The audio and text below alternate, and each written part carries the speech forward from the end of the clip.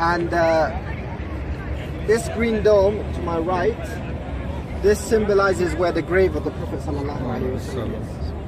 And at the time of the Prophet ﷺ, it was a very simple mosque. It was built from the palm trees. The palm trees or the trunks, they were the pillars of the masjid. And it had only 3 doors. Does anyone know which ones they are? Bab al-Salam, which still exists today. Bab Jibreel, which is on the other side. Okay, completely the other side. And then next to it is Bab al-Nisa. There was a special door only for women called Bab al-Nisa. And when the Prophet ﷺ, he built this door, he said this door is for the women, and none of the companions after that entered or exited from this place.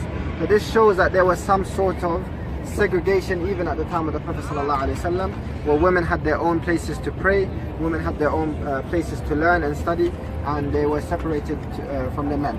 And the Prophet ﷺ, he encouraged the Muslims, the companions, that when they pray that they stay behind so that they can do the adhkar, and that the front row is the most virtuous row for the Muslims, and the last row for the women is the most blessed and of virtue.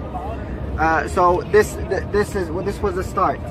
After some time, around 10 years after the Prophet ﷺ himself, he expanded the masjid. And after the Prophet ﷺ was the time of Abu Bakr as-Siddiq, there was no expansion at his time. At the time of Umar radiallahu anhu also there was an expansion. And at the time of Uthman radiallahu anhu, there was a major expansion. So it was the biggest at the time of the Khulafa, at the time of Uthman radiallahu anhu, especially that there was more money to be invested in the mosque.